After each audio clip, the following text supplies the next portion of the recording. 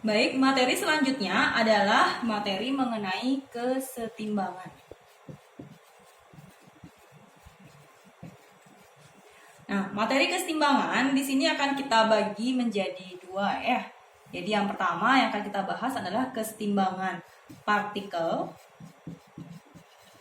dan juga kesetimbangan benda tegar. Nah, sebelum kita bahas kedua materi ini, kita akan bahas dulu konsep kesetimbangan. Yang namanya kesetimbangan itu asal katanya ya setimbang. Ya. Sesuatu dikatakan setimbang itu berarti dia tidak mengalami perubahan posisi.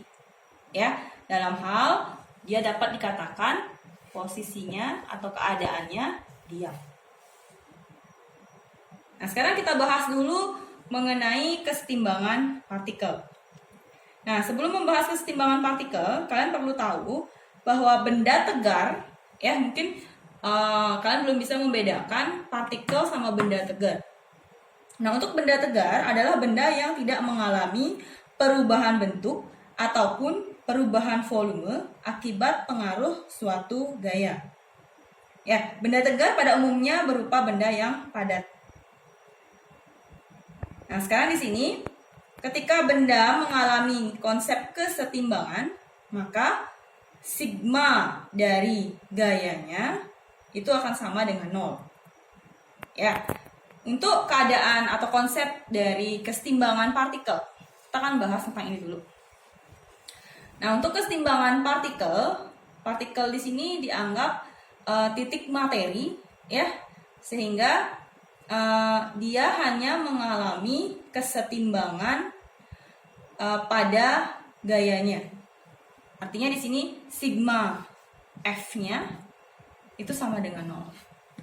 Ya, jadi yang menyebabkan benda tersebut bergerak itu sama dengan 0. Misalkan kalian pernah memasang figura ya. Figura atau foto gitu.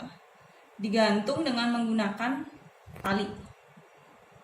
Nah, mungkin zaman sekarang udah nggak ada lagi yang gantung-gantung figura ya, karena udah langsung ditempel gitu aja fotonya. Nah, sekarang misalkan kalau kita menggantung figura atau papan nama atau lampu ya, itu kita gantung dengan tali, maka berapakah gaya tegangan tali yang harus diberikan agar lampu ini atau benda ini ya itu tidak akan jatuh. Maka itu perlu konsep kesetimbangan. Ya, di sini ada T1 misalkan, di sini ada T2. Berarti di sini kalian harus menguraikan gaya-gayanya dulu dan membuat atau menulis syaratnya bahwa sigma F-nya itu sama dengan 0. Lalu bagaimana dengan gaya yang bekerja dari sistem itu jika gayanya atau resultan gayanya tidak berada di satu sumbu? Maka di sini kalian harus mengingat materi di kelas 10. Ya, di mana kalian harus menguraikan gaya tersebut ke sumbu kartesiusnya.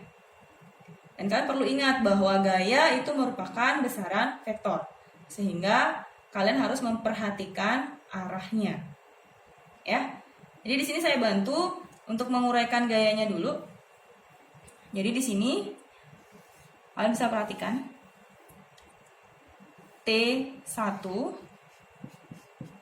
kemudian di sini T2. Ya. Kemudian di sini saya uraikan dulu, ini ada punya gaya berat ya. Dan di sini juga ada gaya tegangan talinya. Jadi di sini kamu harus bagi menjadi dua sistem dulu. Ini kamu ambil sebagai sistem 1. Ya. Kemudian ini adalah sistem keduanya. Nah, bagian yang ini tidak akan kamu perhitungkan ya, karena gaya yang bekerja di sini itu sudah terikat kuat dengan di tembok atau di bagian pengikatnya, sehingga ini tidak akan mengalami perubahan atau pergeseran. Maka yang berpengaruh di sini adalah T1 yang arahnya ke atas ya, T2 arahnya ke atas, dan juga T yang arahnya ke bawah. Kemudian ini sistem 1, ini sistem 2. Ya. Berarti kalau di sistem 1 keadaannya adalah untuk sistem 1 sigma F, kalau dalam hal ini sumbunya adalah sumbu Y ya. Jadi sigma FY akan sama dengan 0. Kalian ingat yang bagian ke atas nilainya positif, yang ke bawah negatif. Itu berarti T min W akan sama dengan 0. Sehingga T akan sama dengan W. Ini adalah persamaan 1 yang kalian dapatkan. Itu berarti untuk menuju sistem 2, T-nya kan hadap ke bawah ya, yang ini hadap ke bawah, berarti di sini kan ke bawah, gitu kan? Ini T. Maka otomatis T yang di sini akan sama dengan W. Ya. Nah, saya lupa tadi menuliskan sudutnya. Misalkan di sini sudutnya alfa. Di sini sudutnya theta gitu. Ya. Berarti kalau di sini theta, maka yang nilainya theta adalah yang di sini ya. Ini namanya sudut dalam berseberangan. Oke? Kemudian kalau alfa di sini, maka untuk yang gambar di salib sumbunya alfanya jadi di sini ya. Ya. Seperti itu. Bisa paham ya sampai situ ya. Jadi di sini kita akan uraikan lagi. Kalau yang T udah nggak diuraikan lagi karena dia sudah berada di sumbu Y.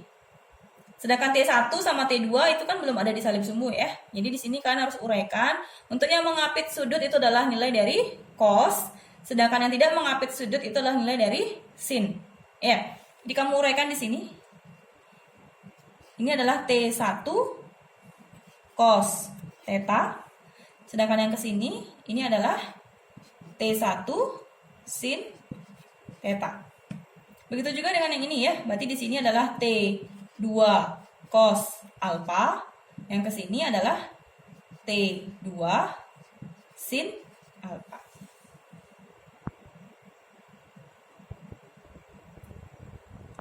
Bagaimana? Bisa dipahami?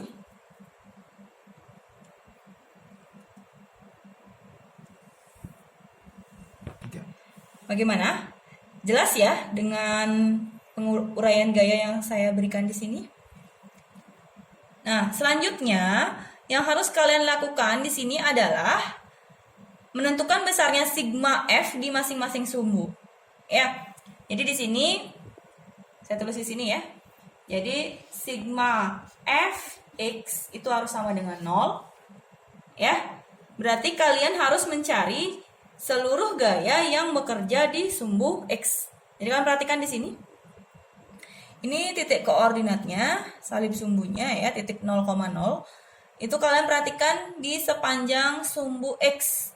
Ingat yang di sebelah kanan itu adalah nilainya positif, yang sebelah kiri adalah negatif. Itu berarti kamu masukkan nilai dari T1 cos theta ya. Karena tidak ada lagi yang bekerja di sana, kamu lihat yang ke kiri. Kemudian min T2 cos alpha. Ini akan sama dengan 0. Bisa ya? Kemudian nanti kamu tinggal masukkan saja nilai T1, T2, nilai cosnya berapa. Kalaupun nanti nilai T1 sama T2-nya belum ada, misalkan nanti yang ditanya adalah T1 ataupun T2, itu nanti dibiarkan dalam bentuk persamaan yang nantinya akan kamu eliminasi atau substitusi dengan persamaan yang lain. Bisa paham sampai sini ya? Nah, sekarang kita lanjut dulu ke sigma Fy. Jadi di sini sigma Fy juga harus sama dengan 0. Berarti yang mana? T1 sin theta ya. Kemudian T2-nya positif juga ya. Jadi T2 sin alpha.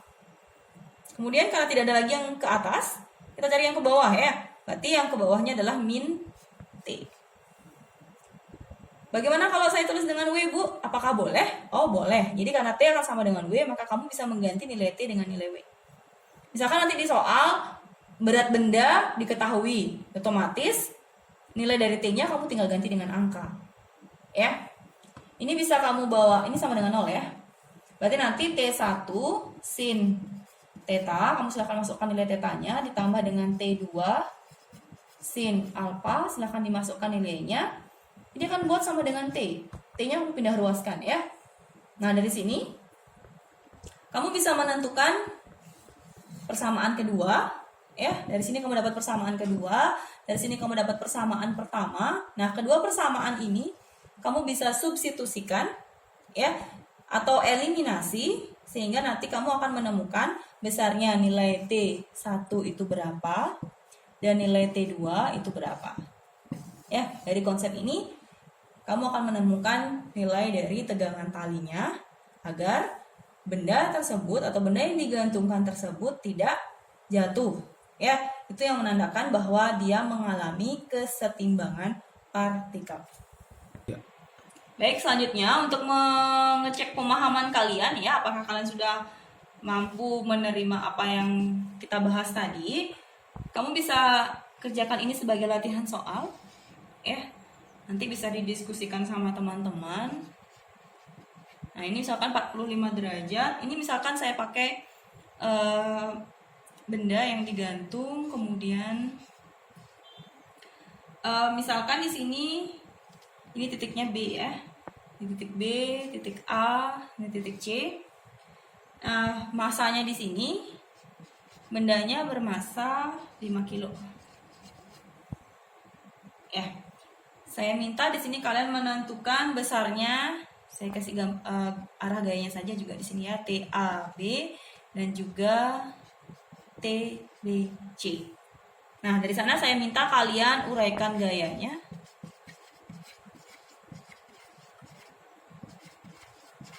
Kemudian tentukan besarnya TAB dan juga TBC. Oke, itu saja. Silahkan dikerjakan.